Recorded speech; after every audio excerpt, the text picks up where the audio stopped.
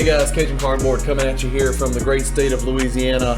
I'm really excited about what I'm here to talk about today. It's one of my real passions in collecting, and that is NBA prospecting.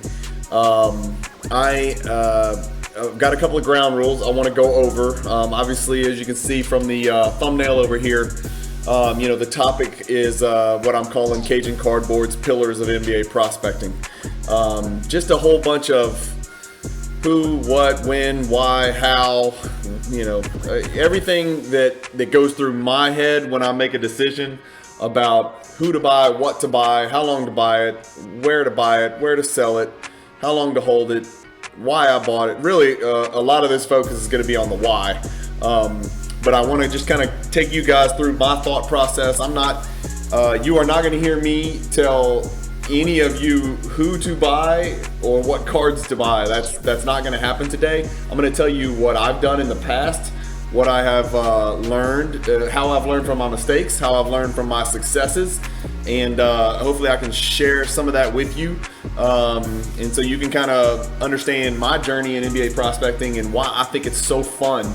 And even though it's real easy to go put all your money in LeBron and Giannis and Jordan, and 1986 Fleer cards and things like that are super low risk, or vintage, Wilts and Russells and Kareems, that's and Magic and Bird, that's really low risk and really fun and really safe long term, but it's not exhilarating. And it's Chris McGill on and Josh, well, not so much Josh, but Chris McGill on the Crossover talks about it all the time. It's very difficult to replace that feeling of having an investment and a vested interest in an active basketball player.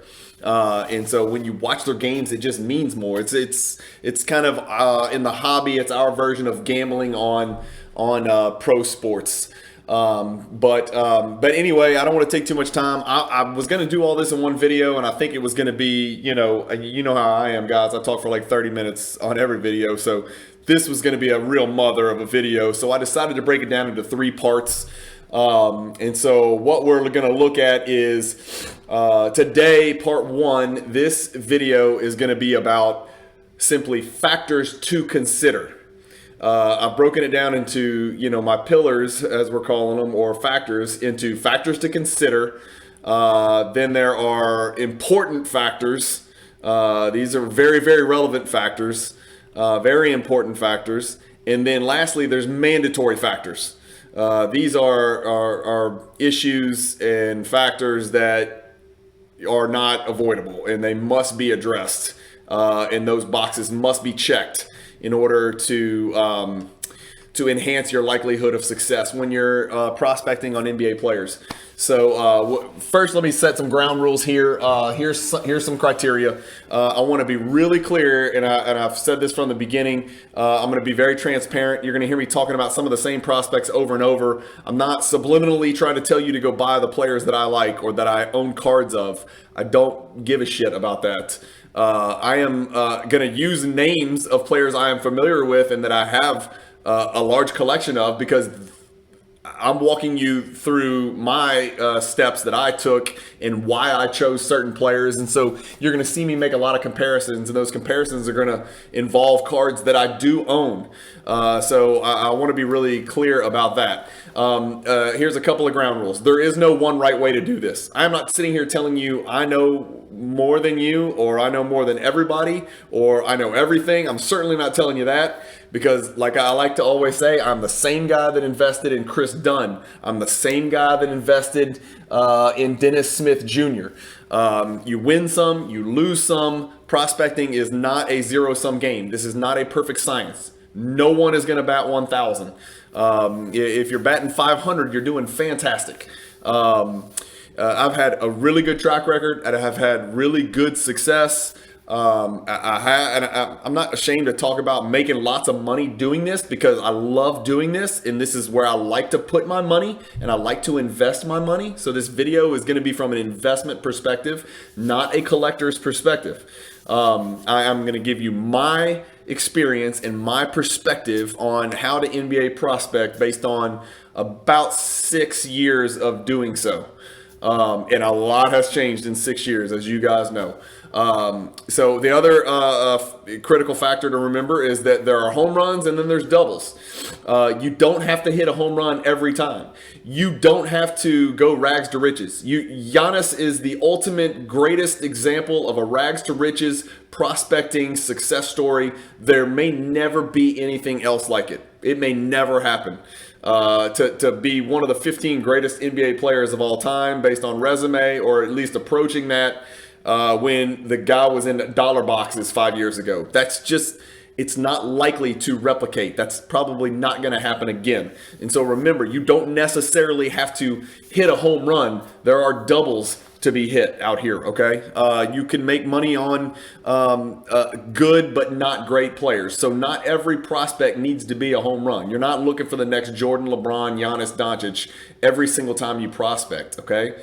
The more boxes you can check off on this list that I'm going to give you guys of things that I consider, and this is not everything, this is just stuff that popped into my head that I put down on a list, but the more boxes you can check off and the more criteria and factors you critically consider, the more likely you are to hit a home run, and the less risk you will take on, and the more pitfalls you can avoid. But it's not dummy proof here. There's not one way to do this. These are all just a myriad of factors that you need to process and you need to think about when you're trying to decide what player to buy and what card of that player to buy and how many and what price and things that, all the things that go into it. This is, again, this is an investing video. So if you're a collector and you think I'm going to talk about 90s cards or Jordans, I'm not. I know that's a lot of what I talk about, but this is about purely investing. Even the new guys that jumped in 2020 that are all about flipping, you're going to like this video. Some of you more collector types probably aren't. Primarily, this video focuses on purchasing a prospect's rookie cards. There are other pathways to obviously invest in the hobby. There is even other pathways to invest that I would still consider prospecting, such as sometimes second year parallels is a great way to make money. I did that on Doncic when everybody was hyper focused on his rookies. I jumped all over his second year prism colored parallels and silvers and absolutely crushed it because all of the focus at the time was on first years. So that's an option. Buying inserts of rookies, not necessarily their true rookie cards, but inserts of prospects is a way. Buying patch autographs, second, third, fourth, whatever year, patch autographs of prospects. If they're undervalued, that's another way to make money. That would also be considered prospecting. But the focus of this video is going to be primarily on their rookie cards of some level or stature. We are not looking at, when I say factors to consider, we're not talking about basketball ability or basketball skills, okay? I want to be real clear about that. Let me be real clear. I am not sitting here telling you to look at certain field goal percentages or how someone shoots a basketball or what the release looks like or whether they're on balance coming off screens. We're not talking about basketball ability and basketball technique or skill level or anything like that, okay? We are primarily going to end up talking about broader factors. And that stuff you've got to do on your own. Like identifying in a player's talent level and skill level, we're assuming we're past that. We're assuming you've decided who you think the next one is or who you think the next great prospect is going to be, and you've made that decision. Here's some more factors to consider. Getting to this point and having a player's name in mind, that's eye test. That is you putting in the time, the effort, watching film, watching videos, watching games on League Pass. I mean, grinding and putting eyeballs on a player. If that's not something that you're good at, honestly, prospecting is probably not for you. If you don't enjoy watching Orlando versus OKC, so you can watch Josh Giddey and like watch little subtleties, how he handles double teams, how quickly he reacts to double teams, whether he can dribble with his left, whether he can go to his left, does he have counters? If you don't like stuff like that, prospecting is probably not the best route for you. You're probably better off doing something a little bit less risky. Prospecting is really for people who've spent enough time watching NBA basketball, and really it does help to have played the game of basketball to the point where you think you have a competitive advantage over others. Otherwise, you're just throwing darts here, man.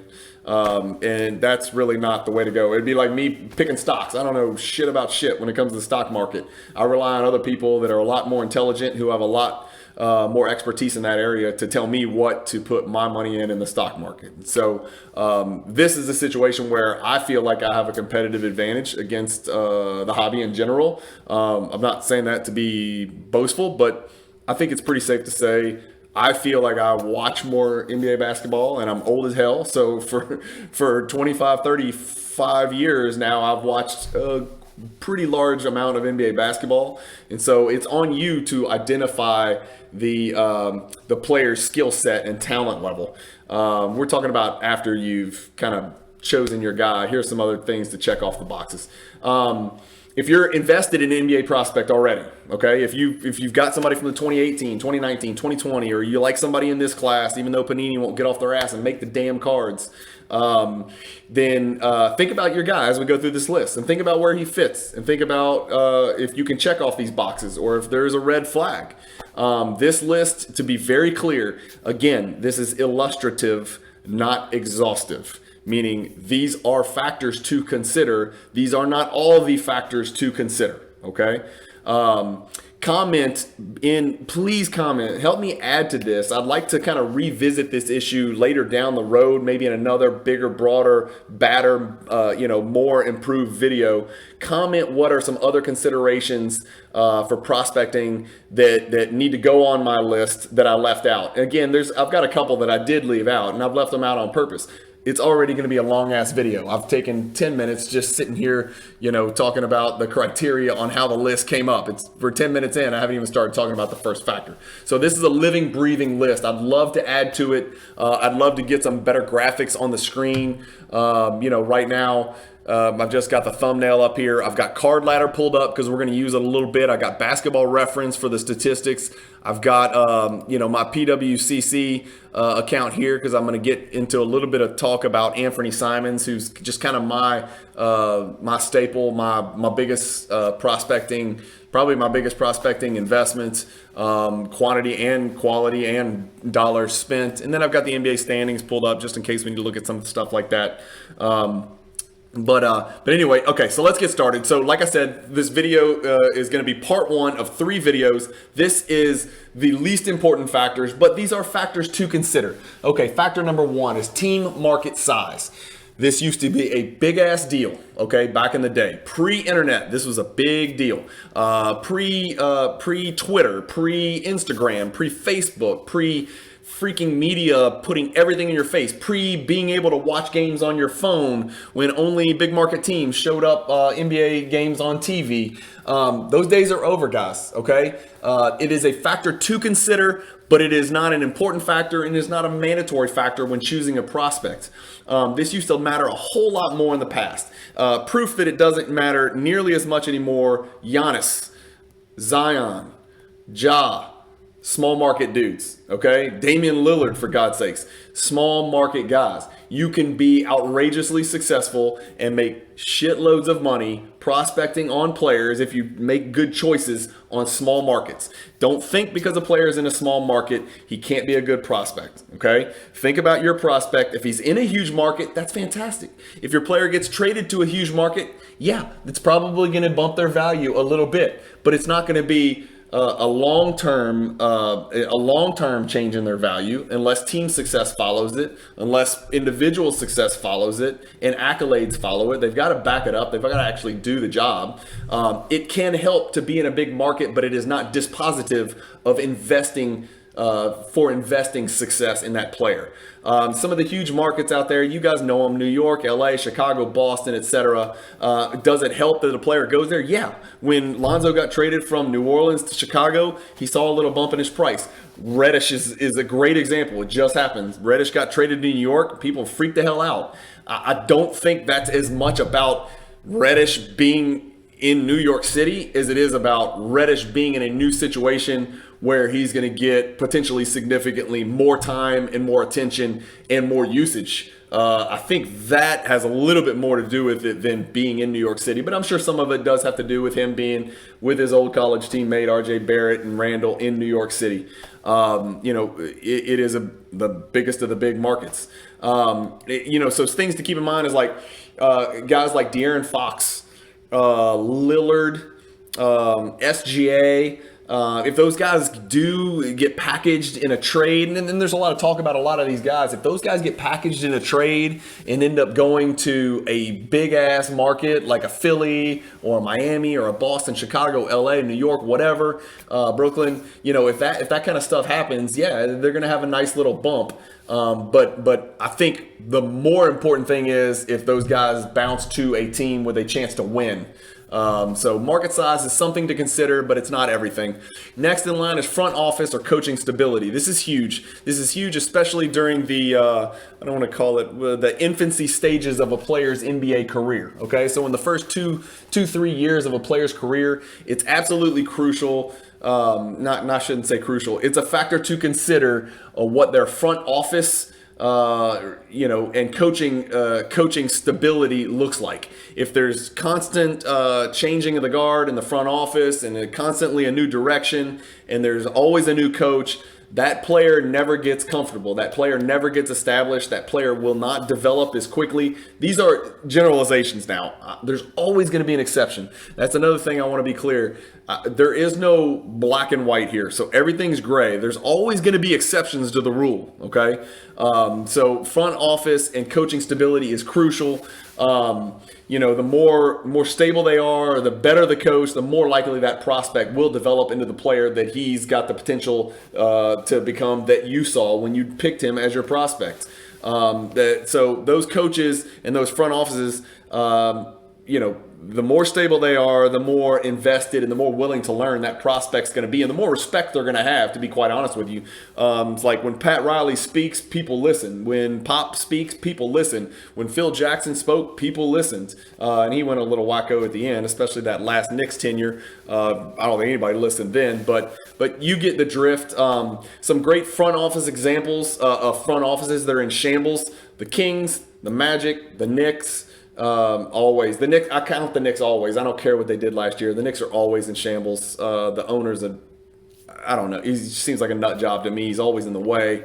And then the Pistons. The Pistons are just constantly hitting the refresh button. So the more often these franchises are hitting the reset button with coaches and front office is changing and personnel and all that stuff, the harder it is for your prospect to get that traction to actually start producing and winning games. This is an example I'm going to keep going back to.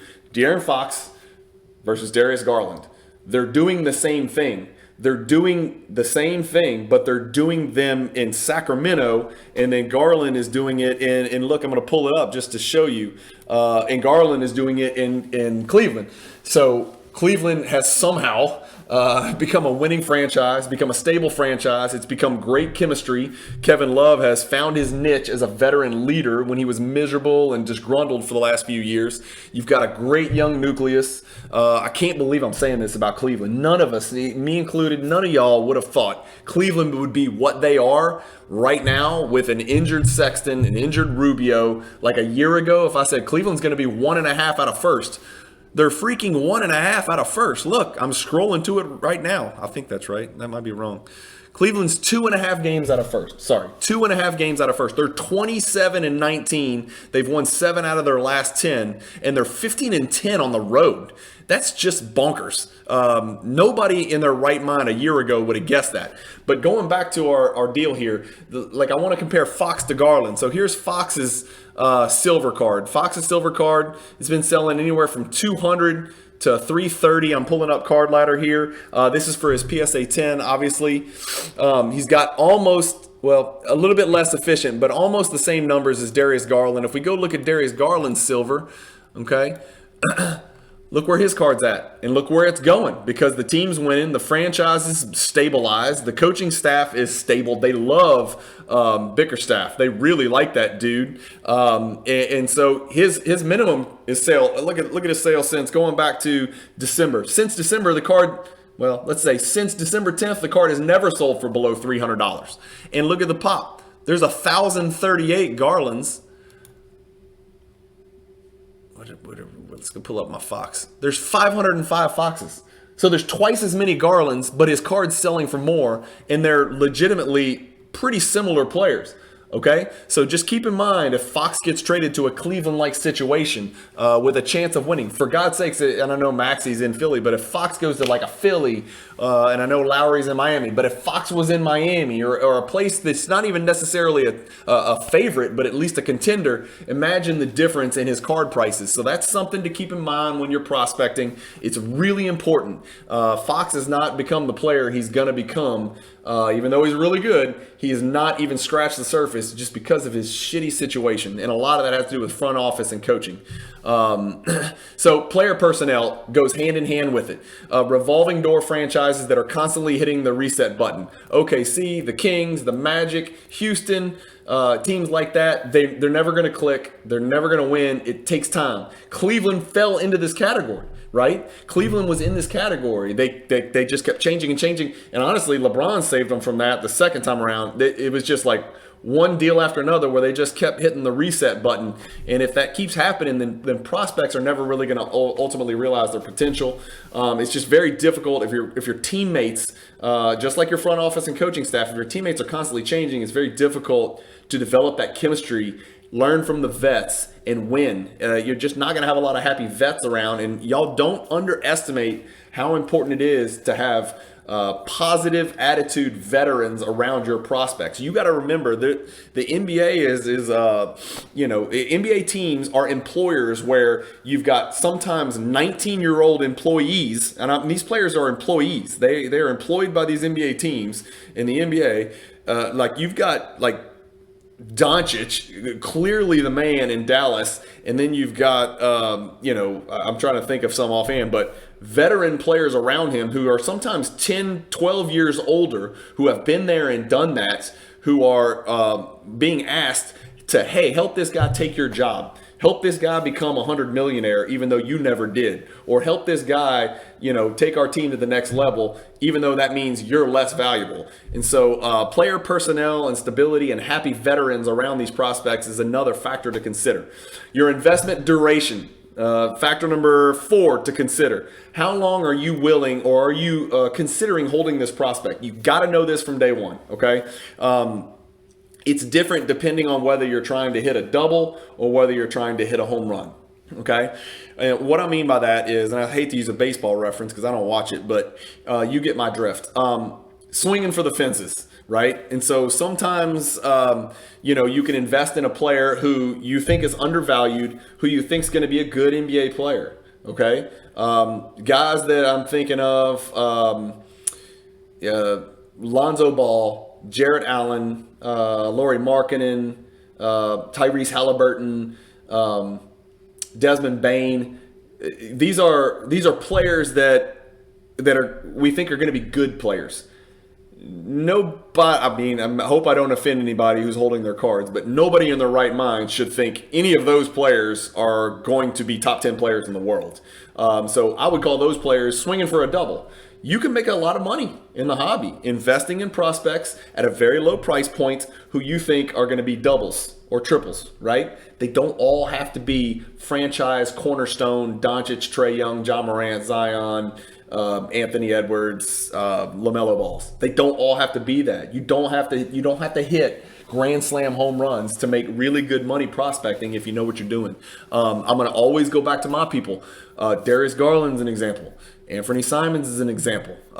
Those guys are going to make me, good money, and already have, just by where they are now. Well, can they get better? Sure, I think they can get better. That's why I'm still holding some, but I'm also liquidating some. I don't think that there's any chance on God's earth that Anthony Simons is the next LeBron James. I don't think he's the next Kevin Durant. My buddy here in town likes to say he's Steph Curry with a 45-inch vertical. I hope you're right. But I don't need that to be the case because I bought him for pennies. And so there are opportunities out there to make money hitting doubles is basically my point. If you're investing in a prospect that you don't think has the talent to be a franchise cornerstone, I am talking a one-name guy.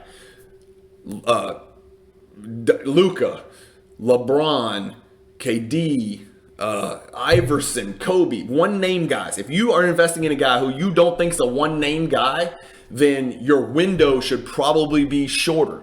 Your window of hold should probably be shorter. You should look to take profits a little bit sooner. That's just my opinion. If you're investing in a guy who's got uber off the charts, crazy franchise talent that you think could be the face of the city, these are guys like, again, Jaylen Brown, Donovan Mitchell, Jason Tatum, Trae Young, Doncic, Ja, Anthony Edwards, LaMelo, Zion, even a Brandon Ingram. I even put a guy like a Kevin Porter Jr. in there, a Jalen Green, a Cade Cunningham.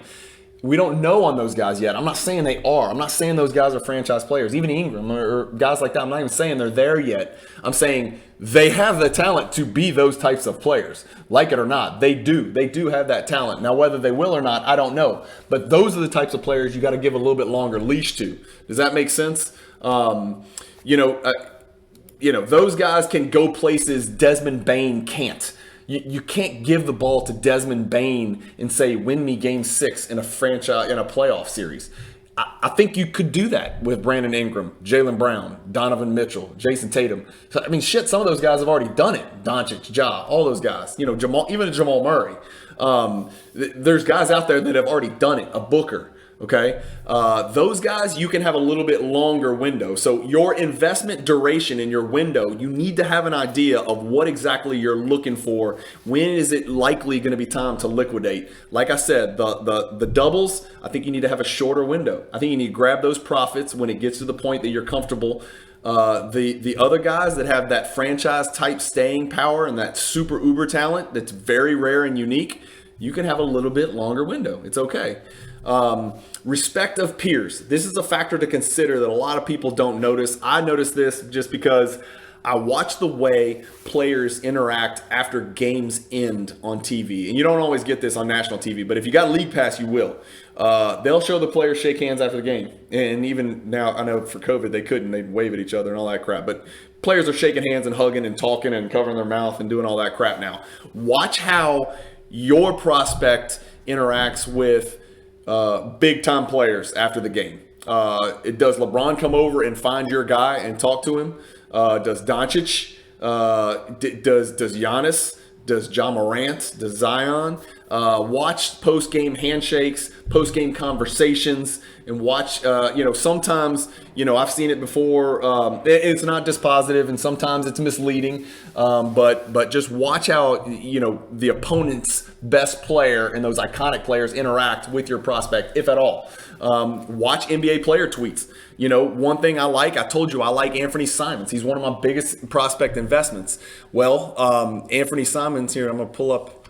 Where the hell is it? There it is. So I'm going to pull up. This is my Anthony Simons collection. One thing that got me started on Anthony Simons, he went to IMG Academy and he was super talented in high school. He was totally off the radar and he was trapped. He was trapped in Portland. And so part of the reason that I liked him is nobody else knew who the hell he was. Nobody cared.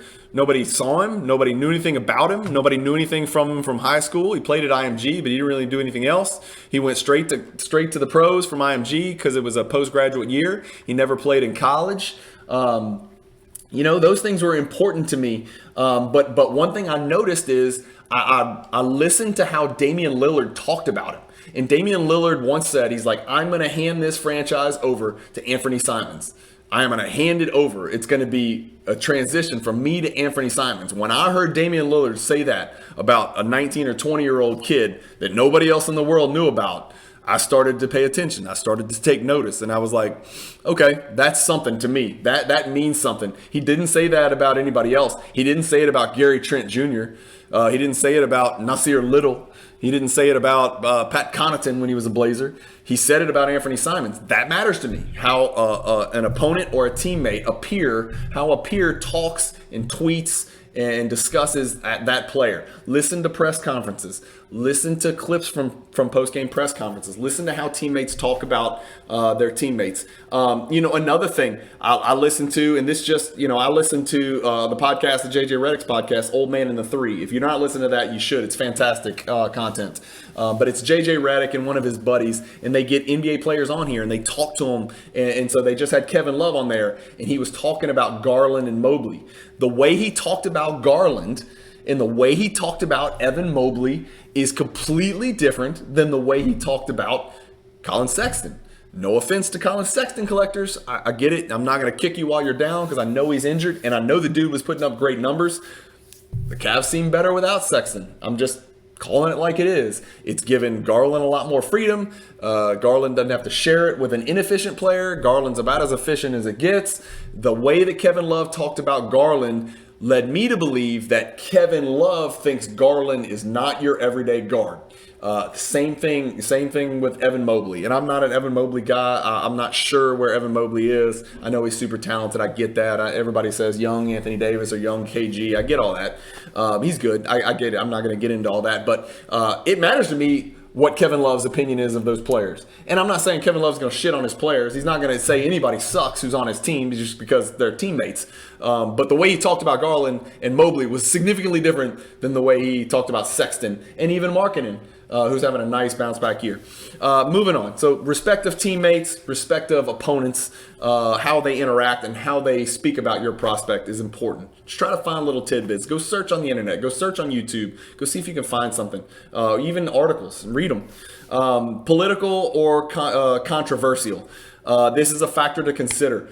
The less political and the less controversial your prospect is outside of the four boundaries of the basketball court, the better.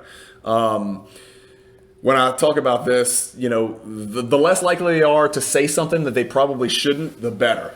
I bring up Kyrie Irving having nothing to do with the vaccine thing. I'm not getting into that shit one way or the other. I'm not talking about that. I'm talking about saying the earth is flat.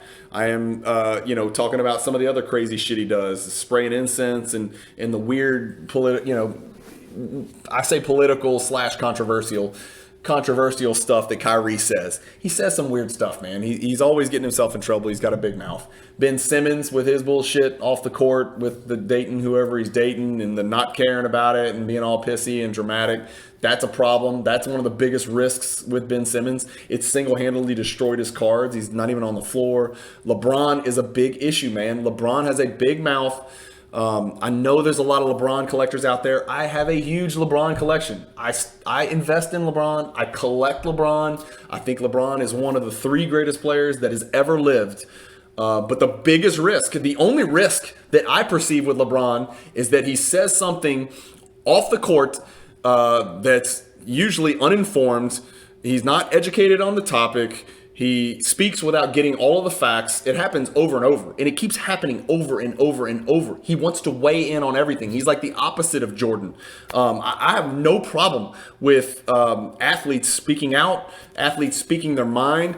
What I do have a problem with is athletes jumping to conclusion like our shitty media does now. Left, right, doesn't matter. They're all liars, and there's always an agenda for all media outlets. And so I worry about that kind of stuff and what maybe a potential player will say off the court. And so being political or controversial, I think that's just a factor to consider. It's a risk that I tolerate with my LeBron investment, but it is a risk, and I perceive it, and I am aware of it. I think that's the biggest threat to his long-term value, to be quite honest with you, because on the court, it's a slam dunk. He's done anything and everything you possibly could, and he's going to continue to do it, and he's defying age and time and everything that goes with it. Enough of that. On the court trouble. Pay attention to your prospects, and this is where League Pass comes in. Maybe you've invested in a dude that plays for Sacramento or OKC or Orlando. You're never going to see them play basketball if you don't either go watch YouTube for clips, but I like to watch the whole game because things happen other than highlights. In case y'all didn't know this, there's more to basketball than just highlights, okay? So Watch how your player reacts when he commits a turnover or commits a stupid foul or makes a terrible clock decision, horrible clock management. Watch how your player reacts. Watch how your prospect reacts when a teammate does one of those things. Turns the ball over, looks him off, misses a kick out, takes a stupid contested shot when he should have kicked it out to your prospect. Watch your prospect's body language. Watch how your prospect talks to his teammates or vice versa on the way back to the huddle after the coach calls a timeout because the team's doing something bad. Is your prospect coachable? Is he responsive? Does he make eye contact with the coach? What's his body language? I mean, you could tell a lot about a person just by how they carry themselves, man, and how much respect they have for themselves. Does he get too down on himself? Does he mope and all that crap that goes with it? The player that comes to mind is ironically one of my biggest prospects, Kevin Porter Jr. Hopefully he's turning the corner, but he still has little tantrums. He has little pissy attitude deals. Sometimes he has little shitty body language, movements that I notice. I can't stand seeing it. I think the kid is special. And sometimes when he's happy and he's engaged and he's locked in, he's nasty. He's filthy. He can be a fantastic basketball player in the NBA. But sometimes, when the team's not winning and when things aren't coming easy to him, you see terrible body language and the way he interacts with his teammates is not great. And obviously it got him run in Cleveland. I mean, he was an incredibly talented player, and Cleveland said, get the hell out. We don't care. Take off. Have fun. And thank God for John Lucas. It sounds like he's being pulled back and he's back on the path, but then he has, he detours sometimes. But KPJ is a great example. But look at your prospect. Watch him. Watch the way they act on the court when they make a mistake or a teammate makes a mistake, or they get in fouls by bitching at referees and things like that. It affects their calls. It affects the foul calls that they get. It affects their success on the court, and it affects, how much teammates are willing to share the ball with them. There's a lot of subtleties that go with it. High school and college and international resume, basically pre-NBA resume. Another factor to consider. This isn't conclusive. I'm not saying you had to be a high school All-American to be, a great NBA prospect or to make money prospecting on a certain player. That's not what I'm saying. And again, this is one where I really want to emphasize there are always exceptions to the rule. But what I will say is college success, even if it's just in the 1 year, helps. It's a factor to consider. That's why it's in the factor to consider. It's not even in my important factors or my mandatory factors. It's a factor to consider. But primarily what I want to focus on here is not so much college, because that's a tough adjustment, but high school dominance and, more importantly, international resume. If you're lucky enough to prospect into a player who played internationally, such as a Doncic, LaMelo for a brief stint in Australia, Josh Giddey, if you see those guys succeeding as 18, 19-year-olds against grown men and putting up like stat lines across the board against grown men, that's pretty indicative of really good NBA success. Again, just because somebody tears it up in Iceland doesn't mean I'm telling you go prospect and invest in them because it's going to translate to the NBA. But like legit leagues, like the Australian league's a pretty decent, overseas league. Doncic playing in that league, that was about probably the second best league in the world. That shit matters, man. If you can do it against grown men over there, it's going to translate pretty well for the NBA. It's a factor to consider, okay? High school and college resume monsters like LeBron, RJ Barrett, Zion, Ben Simmons, it helps. It does. The more indicia or the more historical success that they've had leading up to their NBA career, the better. It's just something to keep an eye on. Now, you're going to have plenty of examples of college dudes who tore college to pieces and tore it up their senior year. Buddy Hield, guys that stay 4 years, man, they're 22, 23 years old playing against 18-year-olds. That's not great. That's not a great indicator of future NBA success. Again, Buddy Hield's fine. Buddy Hield's a guy you could have made good money on if you bought him at the right price point and you sold him at the right time. I'm not saying that, but that's different than Kevin Durant in his 1 year clearly being one of the best players in college basketball as an 18 or 19-year-old, right? That's just different.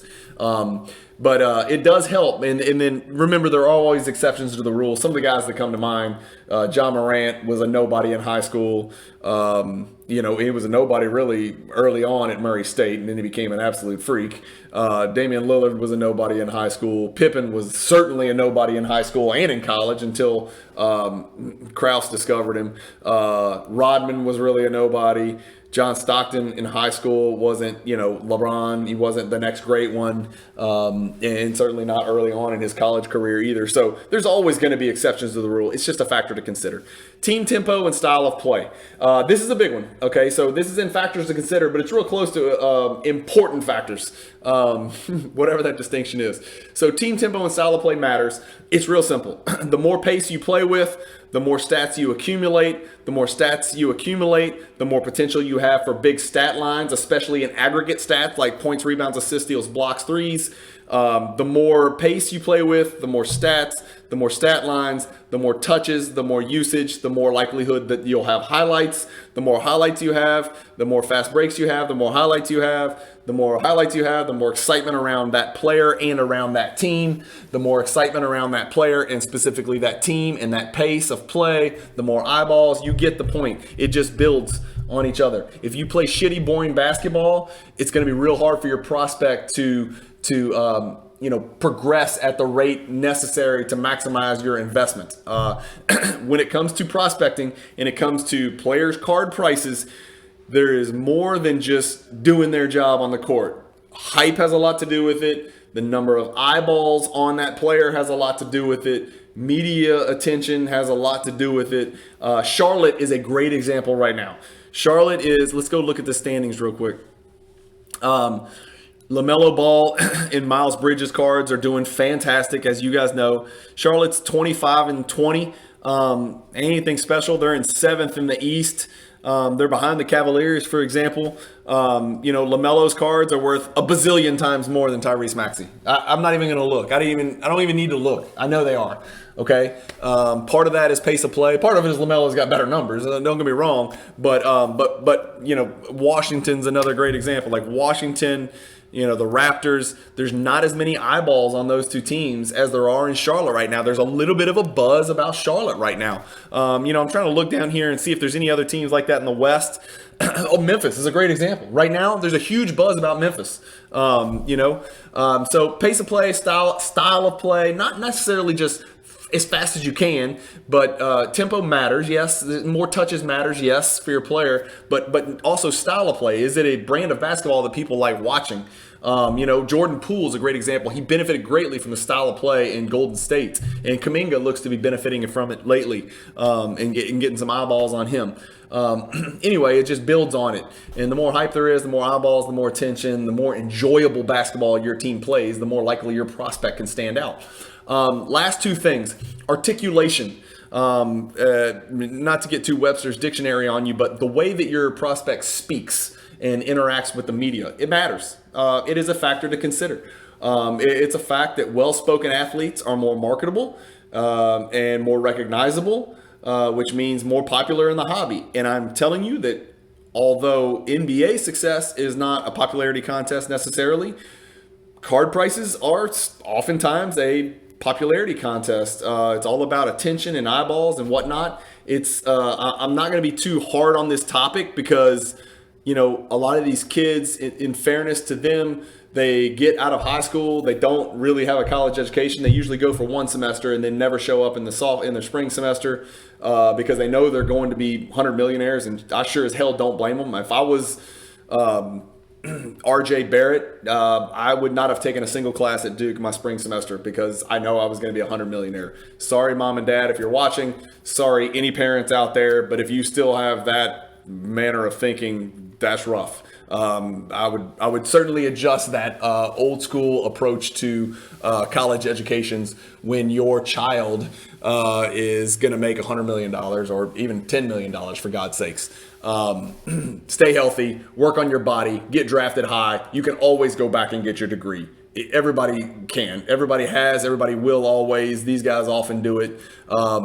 Anyway, articulation's a big part of it. It's a factor. It matters. It's not everything. You know, some guys that come to mind that are incredibly articulate and great to listen to: Brent Barry, Grant Hill, Steve Smith, Vince Carter, Kenny Smith. It's not a coincidence those guys have a career in like broadcasting. Steve Kerr, Mark Jackson, those guys, you know, just articulate, intelligent, well-spoken, thoughtful. They carry themselves well. And again, as always, your guy might be the most articulate dude in the world, but if he can't play a lick, if you're Matt Bullard or freaking Brad Daugherty, nobody gives a damn, right? So you can't just be really smart and speak really well. You got to play basketball too. And then there are obviously exceptions like Shaq and Barkley. I don't think they're necessarily geniuses, but they're engaging. They got a good smile. They know how to work the camera and the audience. They're hilarious. People want to be around them. They're gregarious, things like that. And that's all part of articulation. Being able to engage the media and being personable and relatable is important. Obviously, Barkley would, one of the concerns for him would be on-court trouble and off-court trouble, political/controversial. Those would be factors in Barkley. There are no risks or concerns about Barkley's on-the-court play when he was a prospect. That's for sure. All of his concerns would be off the court and the like. And then also the last factor to consider. Sorry guys, I know this is a long video. Where am I at? Oh my Lord, I'm at 45 minutes. Thank God I didn't do one video. Going back to it, the last factor to consider is physical appearance. I'm going to say something. This might offend people. I don't know. Attractive people are generally more marketable, which means more recognizable, which means more popular in the hobby, which means more card value. It's real simple, guys. Sam Cassell doesn't do a lot of shampoo commercials, right? Because he's ugly. I don't know how else to say it. Would you rather Sam Cassell selling your product, or would you rather somebody who looks like Donovan Mitchell with a great smile, or Zion who lights up a camera, or Steph Curry, who's he looks like a male model? I mean, or Corey Kispert or whatever. I'm not gonna get into all that, but I mean, who would you rather promote your product? Who would you rather be the face of your franchise? And I say that as the world's biggest Anthony Simons fan. The dude ain't the best looking dude in the world, man. So it was a factor that I considered. I know that sounds ridiculous and superficial, but it's a factor that I considered, man. And obviously didn't keep me from investing in him. It's not a mandatory factor or a prerequisite to me prospecting on how a guy looks, but it's something to consider because it affects their marketability and their popularity in the hobby. So it's a factor. It's not the factor. So that's just another great example. But that's it, guys. So that's episode. That's part one of a 3-part video. Sorry, this is probably more. This is probably more suited for a podcast. I think most of my videos are probably more suited for a podcast. You've just stared at a bunch of Anthony Simons cards the whole time I'm talking. So I hope you're not disappointed that I didn't show you anything crazy and fantastic. I didn't even get to use half these pages or whatever. But anyway, that's just kind of my thoughts on some of the minimal factors to consider when prospecting. Again, to reiterate, it's illustrative, not exhaustive. There are a million things to consider. I want to hear your comments about things that I left out. Now, be careful because I'm about to release episodes 2 and 3 shortly after this, so I might check the boxes of the factors that you think are very important. So we haven't even touched on the important stuff or the stuff that I say is absolutely crucial and mandatory when considering which prospect to invest in. But it's fun. I love it. People are shitting on the ultra-modern market and on prospecting in general and acting like it's impossible. It's not impossible. I'm telling you it's not impossible because I'm doing it every day. I'm doing it every day with players who are in their second year in the NBA. And if you buy the right cards and the right products and the right parallels, and we're going to talk about all that stuff on episode 2 and 3 or on part 2 and 3 of this topic.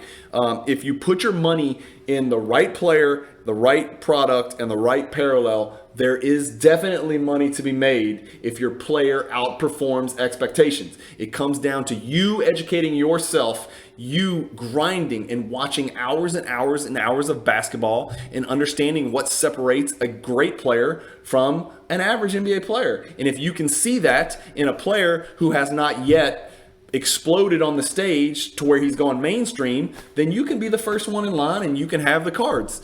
And I'm not saying I know everything, but I saw it in Anthony Simons, so I grabbed a lot of his cards.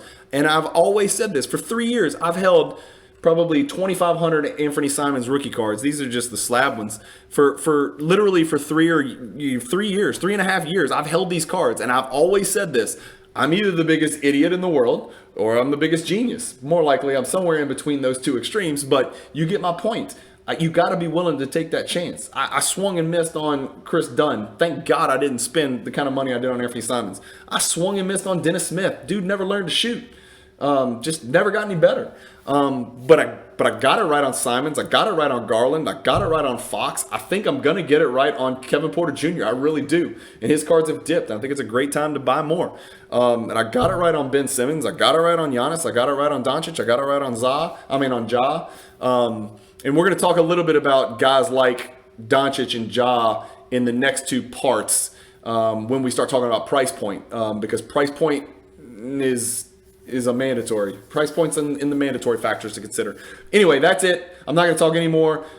50 minutes is a new record. That's either good or bad, depending on whether you like what the hell I'm saying. I do want to hear your comments. I just want to hear, give me your guys. I want to know who's out there holding, 750 Kyle Kuzma silvers, or who thinks Michael Bridges is the next Bradley Beal, or who thinks Jonathan Kuminga is going to be first team All NBA one day. I love hearing stuff like this. I love talking about it. I don't know if y'all can tell how passionate I am about prospecting, but I love it. I love to argue about it. I love to tell you why I think I'm going to be right. I love to laugh when I'm wrong and cry. But it's part of the game. We're more than just throwing darts at a board. It's not like investing on E-Trade and a bunch of stock paper that all looks the same. We're talking about players that we love watching, and it makes the game so entertaining. And I can't wait to wake up in the next morning and read the box score and look and see what my prospects did, to see what Anthony Simons did, to see what KPJ did, to see what Garland did, or whoever your prospect might be. Those are just some of mine, But I wish Panini would get off their ass and put out the new cards so we could invest in the guys that we want to bank on this year. This is just really one of the best parts of the hobby, and I hope I don't offend all of my collector friends out there. I am a collector at heart, but I just can't shake this side of it. It's just too much fun. And investing in players like this and turning profits on young players like this is kind of how I grew my collection, starting with Giannis. And that has allowed me to branch out further and become a more full collector, and to collect Jordan, and to collect 86 Fleer sets, and to collect, red PMGs, and to collect, National Treasure RPAs of players. I couldn't buy that stuff if I didn't make money prospecting and getting some of this stuff right. And I know a lot of you guys out there are similarly situated in either you've done exactly what I'm talking about doing. You've done it the same thing that I've done, which is buy a ton of young players, sell them, buy low, sell high. I know y'all have done a lot of that. Or you're trying to get into it and do it, and you're hearing a bunch of people around you saying, no, those days are over. You can't do it. Well, you might not be able to do it on base Prism cards. You might not be able to do it on Hoops or freaking Chronicles base, but it can definitely be done. You can definitely buy low and sell high on young NBA prospects. That can be done. I am doing it. And I know a lot of people who are like-minded who are doing the exact same thing. And they are doing it at a very high rate and being very successful at it. So don't get discouraged. Comment below. Let me know your wins, your losses. Let's talk about it. I wanted to kind of make this a more open discussion and get some more comments and get it going. Anyway, that's it, guys. Happy collecting. Have fun. Watch the games tonight. And peace.